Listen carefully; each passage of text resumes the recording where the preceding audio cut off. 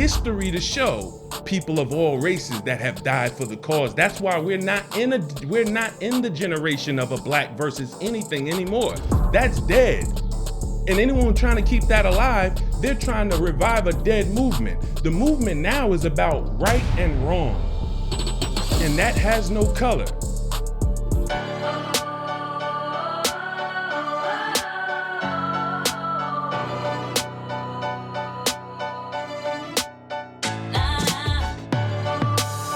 Hello, Black America.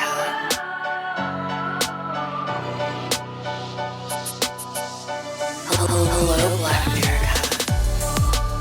Live from Flexworks Studios, Springfield, New Jersey. Hello, Black America. Good morning, good afternoon, good evening, wherever you are in the world.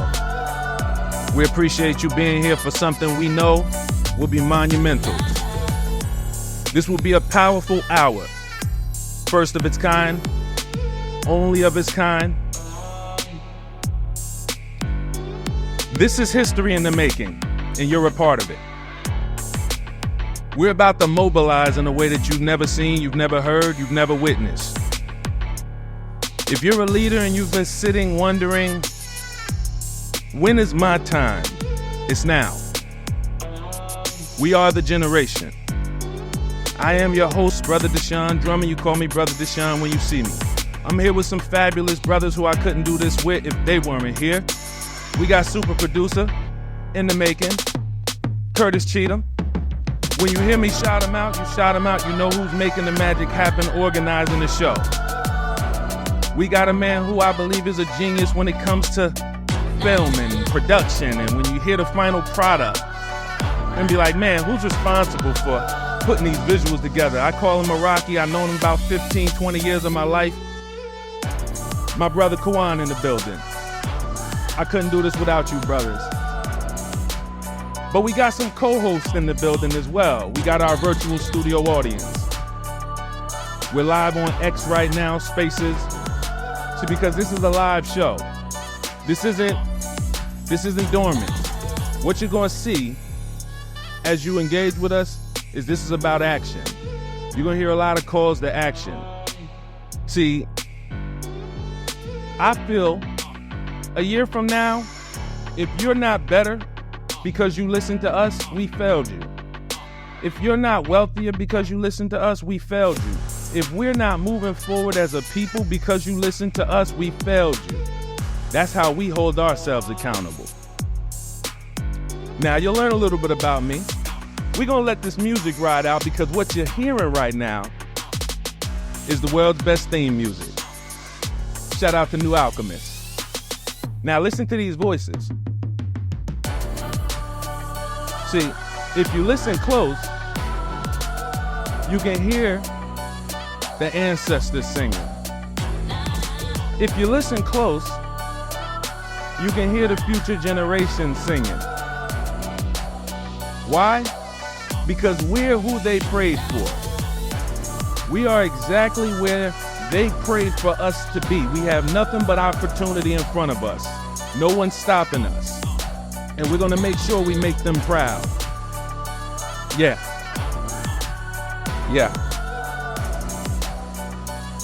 Woo. Now, we might not let the theme music ride out every episode, but this is episode 1. You can listen anywhere you listen. We're coming to you.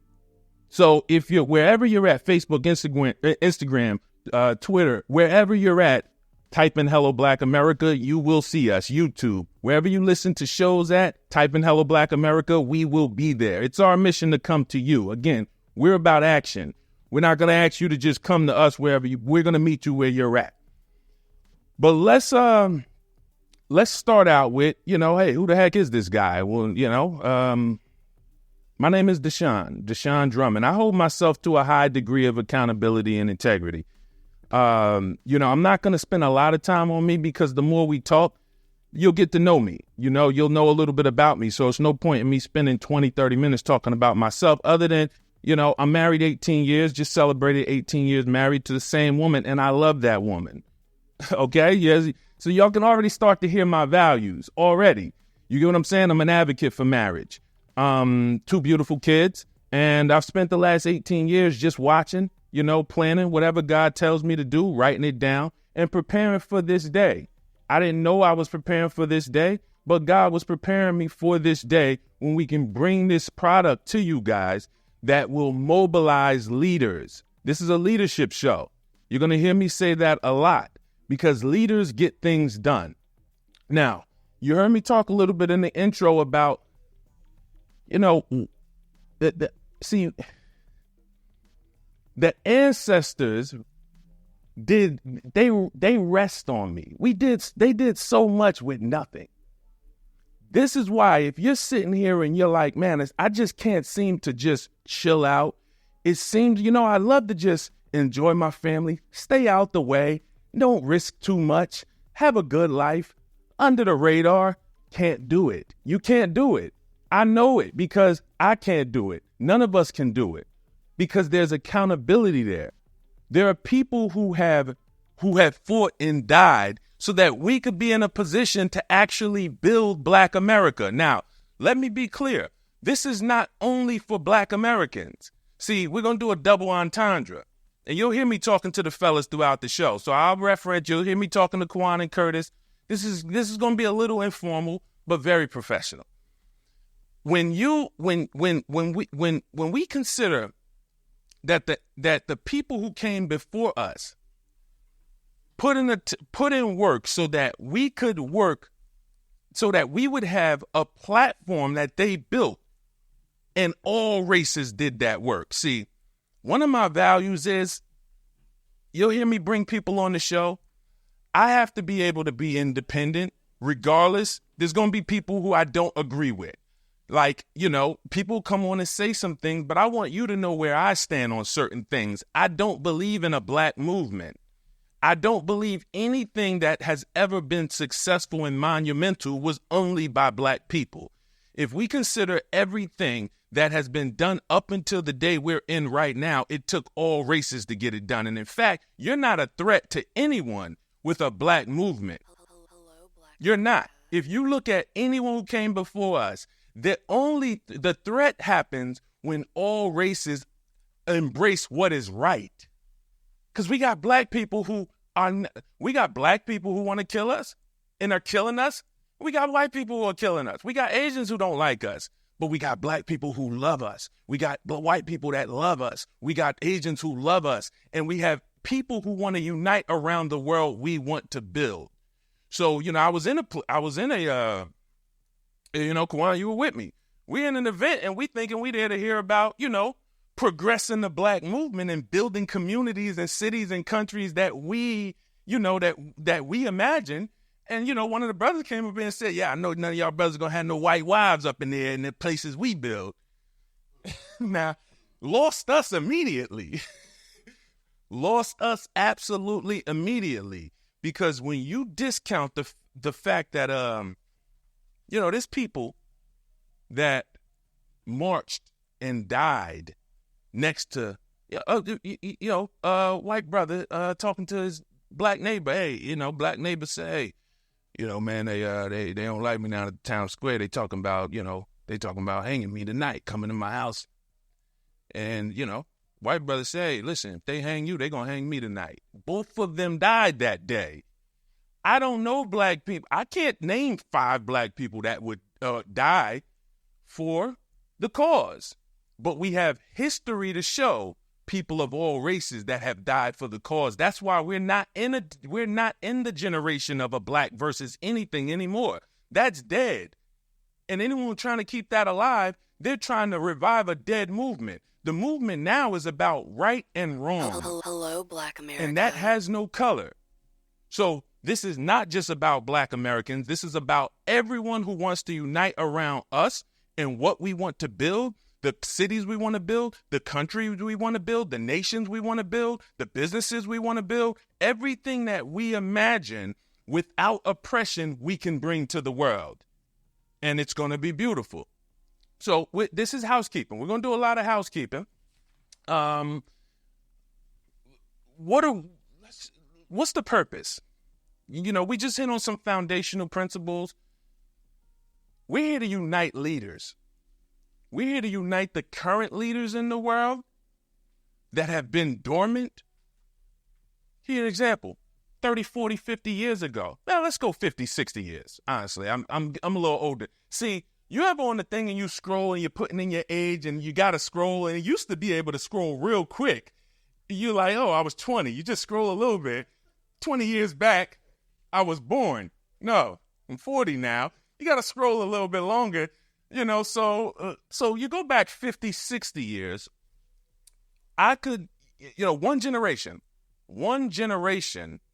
our parents were born in a generation where they had 3 to 5 people they were willing to march and die with.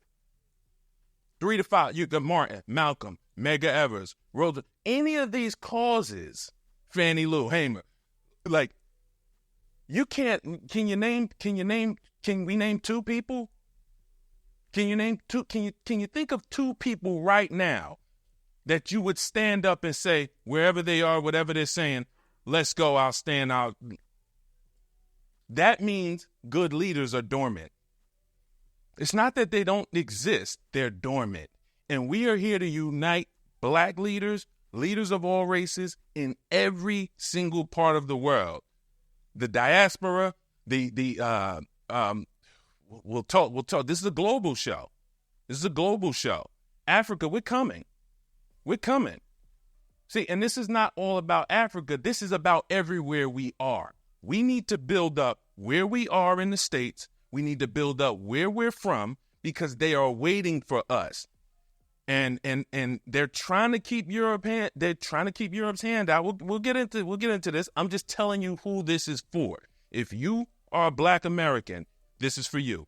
If you are part of the diaspora anywhere in the world, this is for you. If you support us in our movement and what we're building, this is for you. And if you are in Africa praying that the diaspora comes home and helps build the nations where we come from into the most prosperous countries in the world, while you hold off the oppressors and colonizers for the last 200 years that's been in Africa's pocket, you're holding them back in every way, saying, hey, diaspora, please come home so that we can make real deals, real progress, build nations that we can be proud of.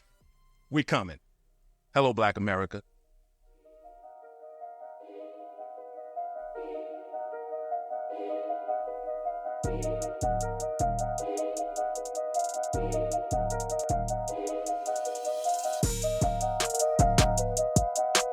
Brother Deshone, out here, host of Hello Black America.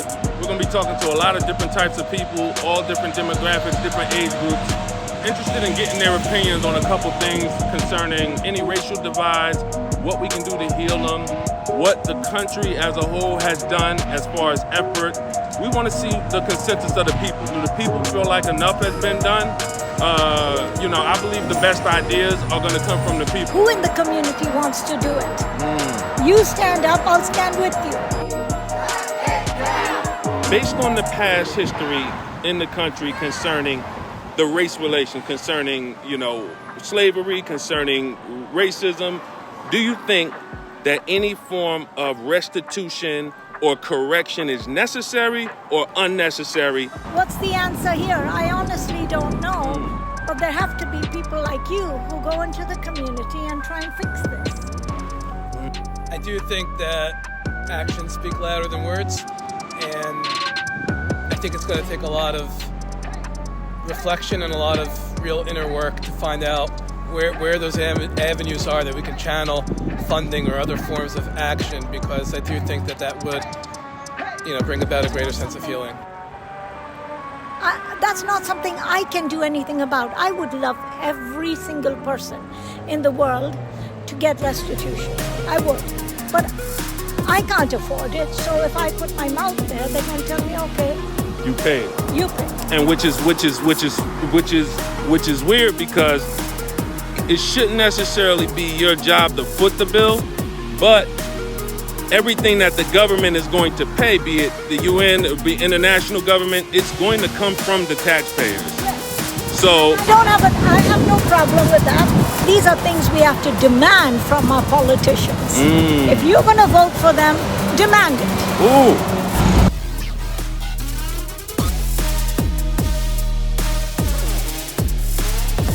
2020, I've been showing people everything car dealers like the one I'm standing in front of don't want you to know about car buying. Things like you don't need a down payment to get a great deal, you don't need to be a great negotiator, and you definitely don't need to spend more than 30 minutes in a car dealership. I spent 14 years in the car business, 5 with Mercedes-Benz, 5 with General Motors, and I just released my new digital book, Cars from Home, 7 Steps to Saving Time, Money, and Avoiding Dealerships. It's already 5-star rated, and I want the entire Hello Black America audience to have a copy at 75% off. So go to carsfromhomebook.com, use promo code HBA as in Hello Black America, and don't forget to send me your success story. Hallelujah. Okay, so let's talk about why we are doing this. I don't see enough things being launched. We have a lot of entertainment in the world. It serves a purpose. Tons of shows exist being made, appealing to Black culture. Love it. Very necessary. But I don't see things being launched from these shows. I'm a very bottom line person. So again, like I said in the intro, if we don't build businesses because of this show, if you're not mobilized to start businesses, to get better jobs, to get training, if your life isn't easier because of Hello Black America, we failed you. If we're not moving legislation forward, changing laws, getting things done on a global scale, national scale, civic scale, we failed you. That's what we hold ourselves accountable to. So when I look at other shows and I see, okay, yeah, a lot of Black eyes, a lot of Black ears, a lot of Black attention, phenomenal. But what are we doing with it? And again, I'm not judging them. I'm just telling you what I'm not here to do. That's the space for them. We talked about it yesterday, Curtis. We need, as Black people all the time, we need entertainment. We need our releases, Sometimes things are, very tough. Days are tough. Weeks are tough, decades are tough. And we need our releases and we need entertainment. But past entertainment is distraction. See, too much of a good thing is a bad thing. And so that's the purpose of why we exist is we're not seeing things being launched. And, when we consider, the major umbrella, one of the umbrellas you're going to hear us talk about here, I think you're going to be able to relate to it. I think anyone listening to this is going to be able to relate to what I'm about to say. It's a lot of big energy talk lately. A lot of energy talk, a lot of, you got the wrong energy, all of that. Now, and that leads usually to a karma talk, So I think karma has become a kind of universally accepted thing. Like people believe you can't put bad out and get good back. And I don't care, what you subscribe to. It's multiple philosophies that approach that subject. From a biblical standpoint, you reap what you sow. Seed time and harvest. If you sow bad, you will get bad back. And sometimes multiplied. It comes back multiplied to you. The law of reciprocity, like, cause and effect. All of these things are kind of universal truths, right? Let's say we decide right now, we're going to go and we're going to start something. But instead of actually competing, which means I got to deal with what does it cost for labor? What does it cost? I got to hire people. All right, they're going to quit. All right, I got, there's going to be ebbs and flows, market challenges, and just the building of a team that's going to help us do it. Let's say we decide, no, we don't want to do that. We're going to go and take 10,000 people by force. We're going to build an army that is going to be so intimidating. We're going to go take 10,000 people by force. And we're going to say, listen, we have this entire plan built up. You're going to work it. You're going to till the land. You're going to start everything. You're going to be the labor. We're not paying you for it. Now, business is going to go through the roof because labor costs, insurances, workman's comp, all of this stuff that would normally be taken into consideration when you're dealing with teams and people are no longer in effect, which means that's a cost and risk we don't have to take anymore. We have other risks. People rebelling. I'm not doing this. Now you got to kill them. That's a necessary thing, but it's nowhere near the cost of actually hiring 10,000 people to go and do something. So we have this huge multi-billion-dollar conglomerate that we built 10 years later off the backs of 10,000 people that we intimidated to come build it for us. Now we're rich. Where's our karma? Where's our karma? Anyone who believes in you reap what you sow would say, y'all got something bad coming to y'all. Now, what do you do? Can we just say, you know what? Here's what we're going to do. We just going to let the 10,000 go. You know what? We got another, by now, it's a global conglomerate. We got 100,000 other people that work for us. Let's let the 10,000 people that we originally took that helped us become multi-billionaires, let's just let them go. Cool. All right? Cool. Can we just start fresh? Let's start fresh. You'd still say, no, that's not enough. You still say that's not enough. You'd say, no, you have to go back and make some form of restitution for what you just did. We're sitting on, I'm worth $100 billion. He's worth $100 billion. We're all worth $100 billion. We're some of the richest people in the world, but we built it with 10,000 people we intimidated, didn't pay, and said, y'all work for us for free. And we didn't even give them any of the company. We didn't even give them any of the equity. We didn't give them any of the upside. We didn't say, you know what, you helped us. The company's worth now, it's one of the biggest companies in the world. We got a market cap of $2 trillion. We're going to give you some shares in that company to right our wrongs. Let that sink in. That's what we're dealing with in the United States right now. So now when we say, okay, well, it's free. There's nobody. It was a civil war. Everybody's free now. Cool. Okay. But what's owed? Where's the restitution?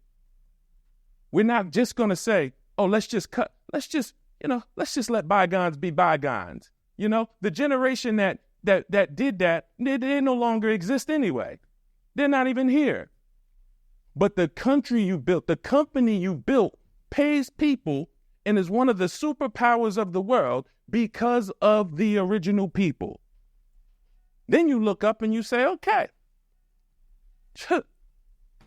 who's going to make, who is in agreement here? Is anyone willing to see that this just makes sense? Well, we've had tons of people who said, okay, we've had tons of people, hey, let's get something done. Let's get something done. But it's not as powerful as the man I'm about to tell you about.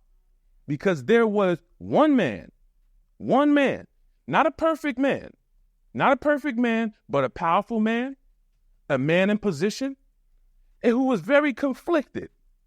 In his writings, as he ran the country that I'm talking about, he said, in letters to his advisors and to his colleagues, there's going to come a time in this country, and I'm going to tell you what a man is.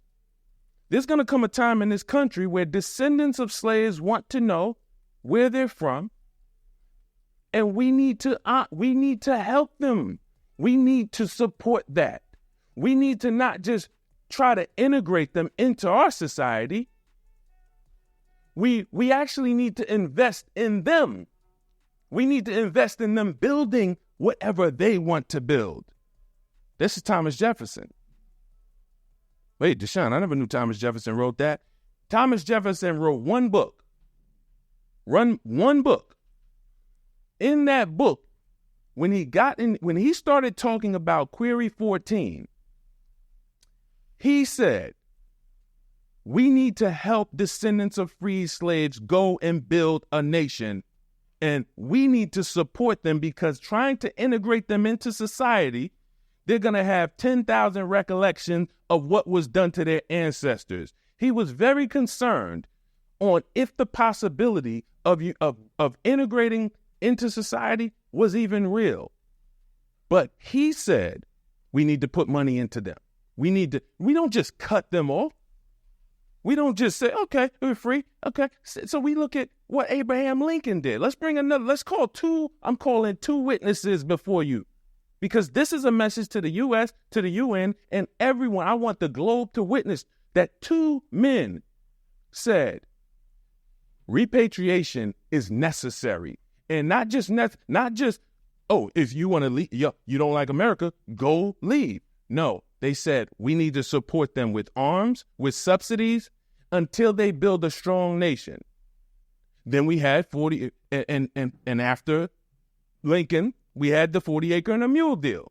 So it looked like we were getting somewhere. It looked like we were getting somewhere. Then the deal gets reneged and pulled back off the table. So this is part of what we're here to discuss. Is even if you don't give us anything, we're going to build. But we owe it to our ancestors, Thomas Jefferson, our ancestors, comma. That's my wife. My wife's an English teacher. She always throws the comma, so you know we're talking about something else. Our ancestors, comma, Abraham Lincoln, you don't do a comma in the end. And Thomas Jefferson. I'm not doing it. My wife's an English teacher. You could tell I've been trained. So we owe it to them, because I believe if they were alive today, you could say, yeah, Thomas Jefferson owned slaves. You could say, oh, Abraham Lincoln didn't do enough. But when we look back over the history of this country, they did the only things we can even talk about. Hello, Black So America. that's what we're going to discuss, the people who did the only thing that we can even talk about. And I'm going to give you presidents a layup shortly. I'm going to give you an alley-oop, because anyone who does not move with what we're about to discuss in this upcoming segment, you're going to be forgotten about. When history looks back on the presidents and the Senate and Congress that moved everyone forward, the people who took action on what I'm about to say will be in the history books. You know who's going to be a mystery? Who the heck were before? Who was before them? Who was in Congress before them? Who was the president before them? It's only going to be who did it. Everyone else is going to be a mystery. Hello, Black America. Who you know can take these syllables and tie up in a boat. Ancestors made it off the boat. Swear I need my reparations. He been dreaming way too long. The struggle I done made it from. Just because my skin golden tone, you know they think I'm dumb. Grit the wheel and crew the street. Diamonds in my pack for lead. The mentals of a country boy. Hustle like an athlete. Missing sleep. Still hear the screams of the slaves. Let breath from his lips. Blood covering of his face. Yeah. Boxing full of money. Ain't no bank accounts. Don't need a loan. Whole school ride clean. The Shreveport Concerned Citizens Organization, hosted the event. The topic: why are our black schools closing at high numbers? Teachers, many tired of long hours and low pay, are calling it quits. In one Virginia county, they are hoping a $3,000 bonus will keep teachers from leaving the job. Our teachers work hard, our staff works hard, and they need to be fairly Parents compensated. of black But they are students in down. the 4th and 5th grades at Bunnell Elementary in Flagler County are upset, saying their children were targeted for underperforming on standardized tests. Western's Clear Metro reports 1,550. That's how many students attend the Howard School. That number is striking concerns in parents, teachers, and students who say the school is overcrowded. Held a rally yesterday. They say the governor's budget doesn't do enough to close the academic achievement gap between black students and other groups on state tests. All right, so I'm going to stay calm for this segment, because there's a lot of opportunity to get excited. When we discuss plans, I think we have three plans, three big umbrellas to work under that can get everything done. And every leader in the nation, in the diaspora, around the globe, anything you want to do, these umbrellas should be big enough where you can hitch a ride to this train and get what you want to get done. So the first thing that, Abraham Lincoln and Thomas Jefferson believed in was the education of our people. And personally, this is not a shot at public school teachers because, my wife has a friend who's a teacher right now, and she just got hit with 8 periods. And there's probably going to be 30 to 35 kids in that class. She has 1 period off. The public school system isn't just failing us, it's failing the teachers that are trying to educate our children. And it's time for us to really consider the fact that public education is not working for us. And when we say, all right, what do we do from here? We build schools. We build schools. Now, what we're proposing is doing this in partnership with the U.S. government. Because, again, see, every time people start talking about the whole reparations movement, what you owe us movement, what can we do to make this right? How can we pay this restitution? It always becomes a list of 50 to 100 things, and nothing ends up getting done. Now, here's the beautiful thing. What we're doing, and I'm going to bring you a lot more people. These are not all my ideas. You're going to hear a lot of people who have sold into me, and I said, I'm going to hitch a ride to that train because I believe in that. If you consider the fact that a laundry list of things that you want to get accomplished allows you to check the easy things off first, then we can create progress. See, I don't like stalemates. Right now, we have a government in the country that can't seem to that can't make decisions. There's no compromise. I don't believe many of them are leaders. I think there are people who have on leader outfits, leader titles, leader hats, but they're not leaders because leaders get things done. That's why I said this is a leadership show. We're not complaining anymore. Leaders are not complainers. We're not here to talk about all the woe is me. I'm not here to sell you on emotional trauma because it gets views or listeners. And, no, this is not a dopamine hit. We're talking about what it's going to take to get things done.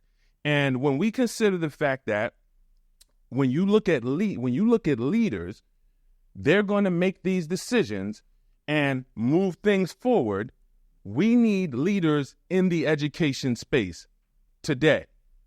We need leaders in the education space today when it comes to curriculum, when it comes to, partnership with the government. We're proposing that we can do this together, that as part of that laundry list, one of them is the school project. What does the school project look like? That's building schools in this nation and abroad, and it's a small amount of money relative to budgets, relative to anything else, and it's going to bring a great return to the country, to the GDP, to a measure of good faith, morale, all of this. It's a small amount of money. But if you're a leader and you're in curriculum and you see that public school teachers are stressed out, can't manage 30 kids, when we go to the government and say, okay, here, part of what we want to do is every descendant of a free slave, put a small amount of money, and I just want to show you what a small amount of money can do, $100 annually. $100 annually, now descendants of free slave, that could be 30 million people, that could be $3 billion. How many schools can we build for $3 billion? But we're not going to run with $3 billion. We will say anything the government contributes, we as a people will match. So we'll have a school fund that we raise, and that's the accountability for us. You put $100 into a school fund. It now goes into an escrow fund. Whatever the government puts in, now we got $5 billion annually. We can build schools and run them and maintain them. Small amount of money, $3 billion. So that's not the layup, though. That's not the layup. The layup is, that's not the layup, though. The layup is, we're in the middle of at the time of this recording, we're in the middle of a presidential run between two candidates, but we have a current president. I'm going to give Joe Biden the biggest alley-oop anyone's ever given him. I want to be very clear because this is episode 1. We are totally independent. It is my job to be an independent host. If you can tell who I'm voting for based on this show, I'm failing. So we're going to talk as independents, and we're going to petition to get things done to whoever is going to get them done. But right now we have a current president who has the power to sign executive orders. Now, here's the thing about executive orders. You can't spend a bunch of money. So you can't do an executive order for X million dollars or the whole school project. Like if, even though it's just $100, that's a process. That's got to go through Congress. That has to be approved. We understand that. But what I'm about to tell you, President Biden, will cost you such a small amount of money. It should be approved across the board. You can actually sign an executive order today to create a reparations committee, the HR 40. Now, I don't think you're going to do it. I'm just going to now that's my opinion. See, I'm the host, so you will get my opinion. So I want to put it on record. Curtis, you hear me, right? Kwan, you hear me? All right, I'm giving him the alley-oop. I think he's going to miss the dunk. Right? I'm putting it right where he could get it. It's very attainable. He don't have to jump too high, and I don't think he's going to do it. If you signed an executive order right now to create a reparations committee, you figure 20 people on the committee, let's call it 20 people. I don't know. You pay them what, $50,000? That's a good amount of money. It's not a full-time job. It's not a full-time job being on a reparations committee. I'm an efficiency person. Maybe you pay him 30 part-time. What's that math? 20 times. What's that math? Can somebody do the math for me? Virtual studio audience. Okay. 20 people times $50,000. Let's just say you pay them good. Your reparations committee, let's give them $50,000 a year. Even though they're only working 20 hours a week, it's $50,000. Okay, that's $1 million. Thank you. $1 million, President Biden. That's it.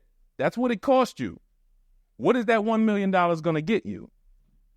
Massive black support. See, black Americans listening, I want you to know how important we are. We control who's going to be the president. No one who is going to be the president in the next election is going to become the president without the black vote. Candidate Kamala Harris needs a bigger percentage of it, being on the Democratic side. Candidate Donald Trump, he needs a smaller percentage of it, being on the Republican side, but they both need it. Now, what you can do, President Biden, if you want to, if you want to just hand that ball off to Kamala Harris, and you what's the one thing I can do right now? One thing I can do, one action that would take, that I wouldn't have to go through a lot of red tape, that's very, very feasible, that's not going to cost me a bunch of money where I got to go and get the budgets approved through Congress, create a reparations committee by executive order. $1 million it costs you. Now, what that shows us is the Democratic Party that you're preaching is good, and that history has shown black Americans have supported, are ready to put their money where their mouth is. So we're going to create a committee, and then they're going to go, when Kamala Harris becomes president, we're going to have a reparations committee to discuss things like the school project. And that school project is one of the big umbrellas. We have so many small things to discuss within the reparations. See, that laundry list, I know what you're thinking. There's tons of people who are very passionate about reparations. And I know what you're thinking. Oh, Deshone, we got to get everything. We want it all. They owe us this. They owe us this. They can't pay us what they owe us. So understand that.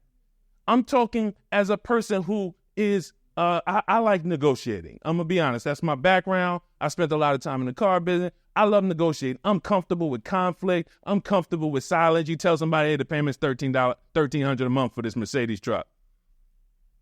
And you just got to sit there while they take it in. But, we had to understand, I'm comfortable. But I'm comfortable standing before people who claim that they're here to do the right thing for us. I'm comfortable having these conversations. And when we put this laundry list together, here's what I'm going to tell you. We cannot go in looking to get everything, because oftentimes when you go to get everything, nothing gets done. But if you have a list of 63, 70 things that you say, okay, let's start with the easy stuff. Let's start with the stuff that actually takes little to no money to do, and let's get these things done. Now, this is what we will be discussing with the reparations committee that President Biden starts or does not start. We would be going to them and saying, okay, small things first. Small thing. That gold, the 40 acres that you said you were going to give us a little while ago. We all right, we'll settle for 5 acres. We'll settle for 10, whatever it's going to be. Or we want more. The point is, that's harder ask. Those are at the bottom. But you know what happens when you keep asking for the hard stuff? You give them a reason to say, this is the reason we can't do it. It's not feasible. But when you go to them with 63 things and say, well, we've done the feasibility studies. This is so easy for you to do, and it's going to cost a small amount of money. And what does it show? Progress. It shows your intention is actually to get things done. When they say no to that, you just showed us you have no intention on working with us. There's no reason for us to talk about the other stuff. There's no reason for us to talk about the bigger stuff. When you don't do the small stuff, see, again, we are calling the world to witness. We are calling America to witness, the Americas, everyone in the diaspora, Europe, everyone in Africa. We are calling the globe to witness that we are giving the United States the opportunity to show good faith towards Black Americans and to show that they actually want to move the country forward and create better morale. And we're not, and we've already done the feasibility. See, I'm going to be bringing you people. We got tons of people, guests lined up, tons of people who we're going to be bringing to you that are way smarter than me concerning these subjects. That you're going to see, my job, our job is to bring you people that we know you need to hear from. People who we know that their voices aren't being heard. There's a woman curing cancer right now. Why doesn't the world know about her? Because she's fighting Big Pharma and she's Black. So these are the things that when it comes to what we're going to get done, these are the things that's going to get done. But we're calling the world to witness when it comes to any help we're going to get from any participation. I don't want help. We want participation. We want to, and again, a lot of people don't believe y'all going to do anything.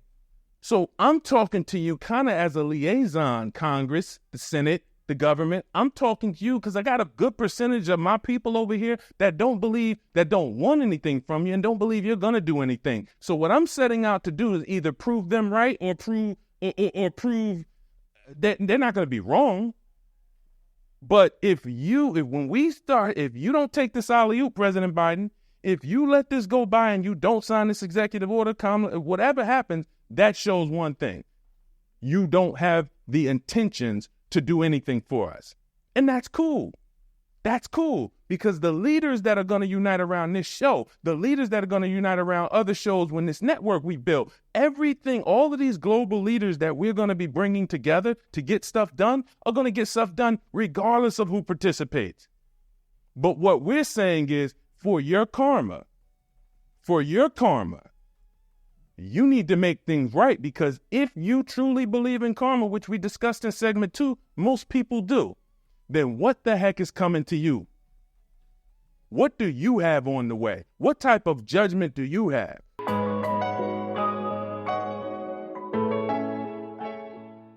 Okay, so 3 umbrellas. We've already discussed the school project.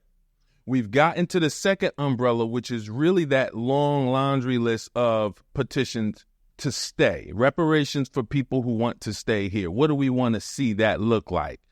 And that starts with the HR 40 by executive order through Biden or not, and then moving into laundry list, getting the easy things done first, saving the hard things for last. That's 2 umbrellas. The third umbrella involves where we're from. See, there's always if you don't like America, you leave. You can go to where you're from. Remember they used to say back in the day, they don't say it anymore because they know we're hip to the opportunity now. You don't hear, go back to Africa. Remember that? Remember that?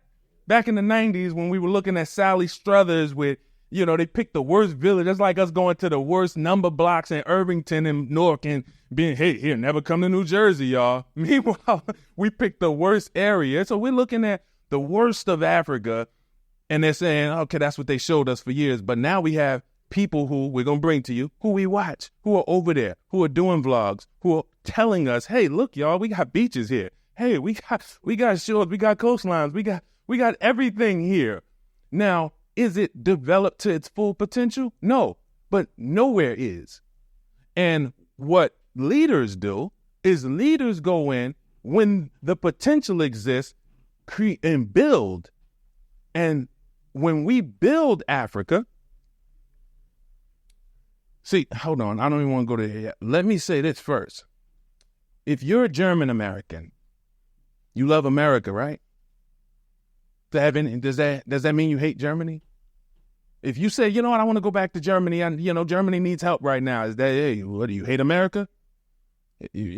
Especially if Germany is in shambles, like crying out for, please come back and help us. Anyone who's from here, especially, please come back and help us. That's what the African nations we're from is actually, they're crying out. And I have a person we're going to bring to you shortly. And one of the things he is big on is the new science that allows us to know exactly where we're from in Africa. Because these are his words. He said, if you go back to Africa, see, Africa's tribalism. It's not about black. That's a social construct. Black, that's not how it is in Africa. It's tribes. So if you come from a different tribe, then, okay, we might be able to work together. But if I know your tribe is grimy, we're not going to work together. And when they see, this is where we go wrong, because we say, oh, black people, let's all do it. Come on, everybody. We don't have a place for everybody, because when you say everybody, you're letting those tribes in who have the DNA of griminess in them. And you're saying, yo, because you black, come on, we all together. Why can't we all work together? Because he's a snake. They come from snakes. But back over in our homelands, they knew who the snakes was. They knew who the tribes was. Oh, we don't do business with them. They eat their children. Now, 200 years later, we here mixed together with people who come from children eaters, not to some degree.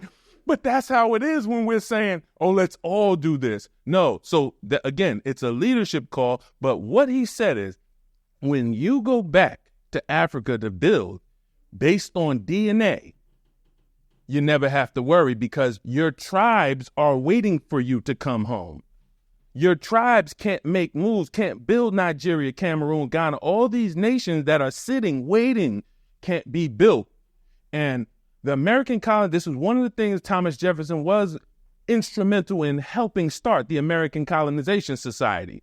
And what they did is found Liberia as a nation for us, descendants of free slaves, to go build. Now, they did it in a way that wasn't, they did it like, with the mind of a colonizer. There were people there already.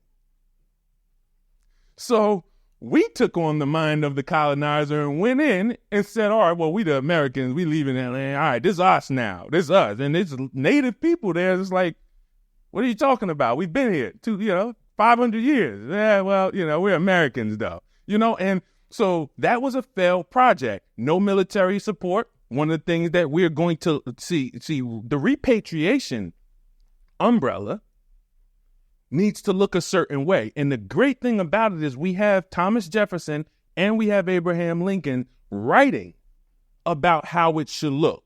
Military support, subsidies. You can't send people you can't even go into a street and take the street with no security. There's no police here. How are we building this street? A country? So military aid, subsidies, support, education, all coming together and going in with the mindset of working with the natives to build everything. If you go into a land and you're not building with the natives, you're a colonizer. If you go in and say, all right, I have the business mind, I'm going to start this company, y'all work for me. They don't own any of it. They don't get wealthy. Their families' lives don't change. And you just become rich, buying houses, develop the shorefronts, beach land, all of that. And the natives are still living in the villages where they don't have anything and they're struggling. You're a colonizer. That's not what we're doing. And that's the legislation we're looking for when it comes to the UN. That's a UN proposal too. So United Nations, I know you're watching. We're going to talk to you too. There's things we're petitioning from the UN. You've already said that the Atlantic slave trade was a crime against humanity. You already said that. That's in writing. What are you going to do now? We're not asking for handouts. We're considering who we're going to work with. And there's lots of people. There's options now. You know, you want me to hate China? I'm sorry, I can't hate China because you hate China. I can't hate anybody because my master that I serve said, you know, love everybody, love your enemy. But you say, all right, we don't want shit. But here's the thing: they don't have a history of colonizing. They don't have a history of oppressing us. So if they want to do partnerships, if they want to say, hey, can we talk to y'all about military? Can we talk to y'all about security? Can we talk to y'all about subsidies? Can we be partners with y'all for the next 100 years? If you don't, we're giving you first right of refusal. That's what we're giving you. But if you sleep on this, understand what we understand. BRICS is a real thing. The BRICS nations, if you don't know, BRICS nations, y'all, that's Brazil, Russia, India, China, and South Africa. They created a new bloc. They're creating a new global economic structure. They don't want to be sanctioned by the dollar. They don't really want anything to do financially with the American dollar or the euro. And you know who's a part of BRICS? Egypt. I already said South Africa. You know who's Ethiopia. You know who's on the list to join BRICS? You on the consideration list for it's a lot of countries, but Nigeria. I'm half Nigerian. Just found that out. You're going to find out with DNA that these nations you're from are partnering with the Eastern powers. They're not interested in Europe anymore. They've done that. We've seen how that played out. We know that show. We don't want it anymore. When you consider the time is ticking for you to make a decision to if you're going to get in Africa or not, because we're going to get in Africa. We're going to build Africa. Africa's the prize. And shout out to the people who, again, and now y'all know, the Africans sold us. The tribes, it's the tribes. The snake tribes partner with Europe. Hey, you know what? They don't like us anyway. You know, hey, this is where they stay at. Go get them here. They told Africans sold us. These were the tribes that we are supposed to stay away from that now we're living amongst. When we see jokers and we like, yo, it don't seem like they for black people. They're not. It's in their DNA. They are not. So understand, the time is ticking. We're going to give America and the U.S. the opportunity. And if you don't take the opportunity, trust me when I tell you, if you don't take the opportunity, someone else will. We have options. And you might say, oh, well, would y'all will partner with BRICS? This is business. This is nation building. This isn't personal. Because the nations we're from will be built. Nigeria will be built. Ghana will be built. Egypt will be built. Liberia, Sierra Leone, Benin, all the nations that are waiting that y'all been keeping Europe at bay. With every power you got, dealing with political leaders bought by Europe, bought by the West, dealing with all of that. Dealing with financial oppression, everything y'all been dealing with, Africa, we see it. We can see it now. They didn't let us see it in the 90s. We can see it now. We see it. We coming. And we are uniting the leaders that are going to come and understand. We're looking to make deals. But these are going to be deals that benefit us now. They're going to be mutually beneficial deals. We'll talk more about this. Listen, I had to cut. This is just foundational. We couldn't go deep. This is episode 1. It's just foundational, but I think you got a tone. I think you understand. So everywhere you're at, if you enjoyed episode 1, we ask you to keep listening.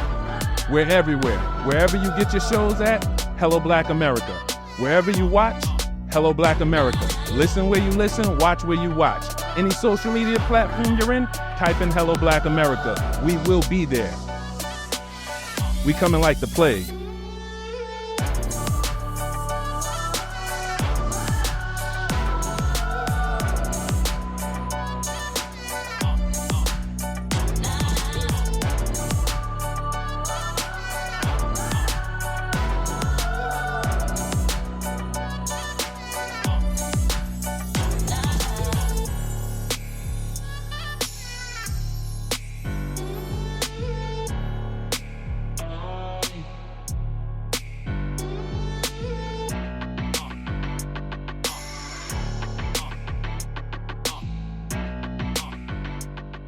country paying reparation, what would that signify to you? How old are you, if you know my man?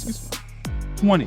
So you represent the generation of, in my opinion, y'all are the generation that's going to change everything in this world. So what would reparation position y'all to do with y'all? Now, the one who really won't get the mileage will be able to live on their own. Some people have circumstances that they can't escape because of their little situation. So, for sure, I wish that was my age or in my age group or above to separate themselves and be their own people. I think because of